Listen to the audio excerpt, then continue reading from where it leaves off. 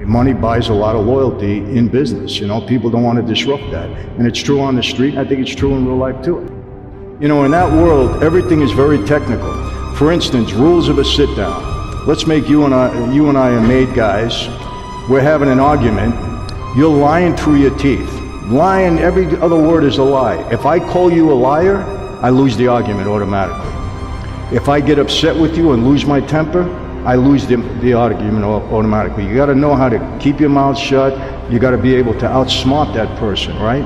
And don't let him make you fall into a trap. Because a lot of times, if an old timer was wrong, he's trying to get you into a trap. So on technicalities, you lose. I learned so many things. I mean, as far as navigating that life, my dad taught me, always be, don't ever be quick to judge somebody. Don't ever be quick to, condemn somebody.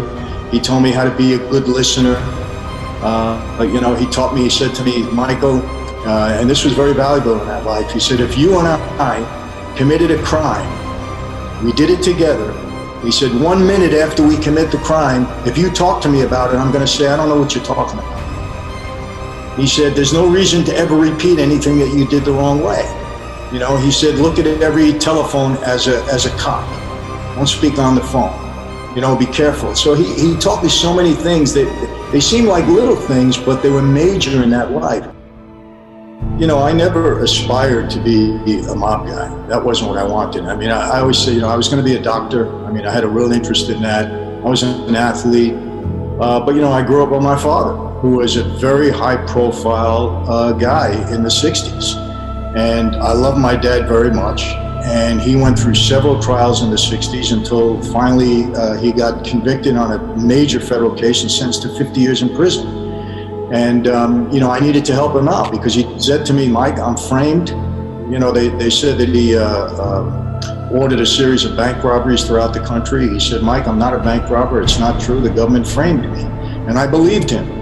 And he saw my involvement in his life as a way to help him out. So he proposed me for membership. It's not something that I would have done anything he wanted me to do. It's okay, Dad, you want me to become a member? I'll become a member. It's not like, oh, I wanted it.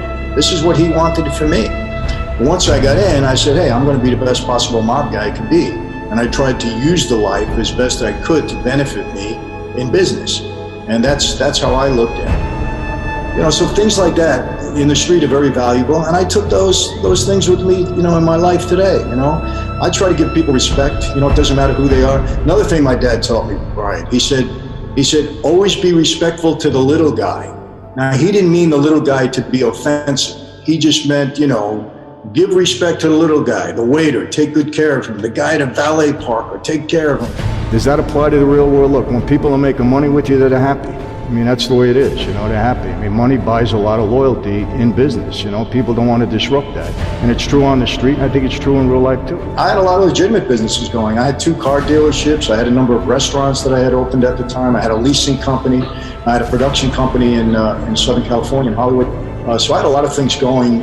So I used some of that money to have a legitimate operation and income. Let me tell you one thing about, mob guys, they're pretty resourceful. I'm asked all the time, is the mob still in existence? The answer is yes. It's not the same as it was during my time, but I wouldn't count these guys out. They're not going away in my lifetime, that's for sure. In that world, everything is very technical. They make a mountain out of a molehill. Well, in my world, you can pay serious consequences. You can't be disrespectful in that life, Patrick. 2 made guys, 2 guys that actually took the oath. You can never disrespect one another, never. They were made guys could never disrespect never one another? Disrespect. So what does disrespect mean? Calling a guy a name, calling him a liar, raising your voice to him. Really? Yeah. A made guy cannot to a made guy? No. That's a major, because the life allegedly is built on respect. So you can never disrespect anybody. You can never outwardly do it. Like, I'll be honest with you, I had a meeting with another made guy once, and he's trying to get involved in the gas business, and I'm trying to keep him out. He was a guy from my own family, but he was trying to make a deal with Gotti to bring them into the business, and I didn't want him. So I said, can I talk to you a minute? And this guy's doing life in prison right now. So we go in the other room, and we get in the other room. I called him every name in the sun.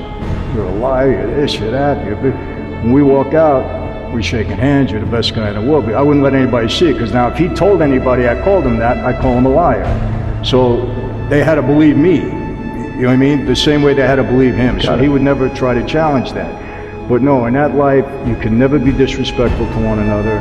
No matter what it is, you had to just bite your tongue and try to outsmart the guy. When I'm able to, I do my due diligence. I want to know the personality, the character of the people I'm in with.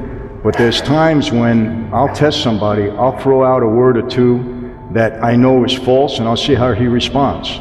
If he wants to make me think I know what I'm talking about, I'll say something that has nothing to do with anything or is totally absurd, and we'll see how they answer.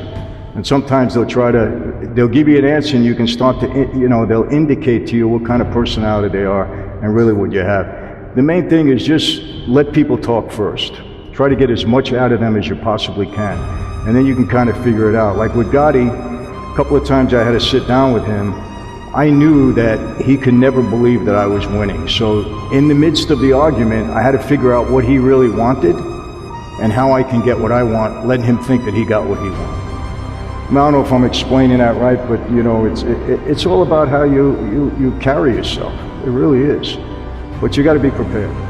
There's sometimes you could be in the meeting and you could be the smartest guy in the room, and you don't want to let anybody know that. Let everybody talk, let everybody think they're smarter than you, but you really know what's going on. There's other times when you're in the room, you could be the least smartest guy in the room, but you got to make them think that you're smarter than them.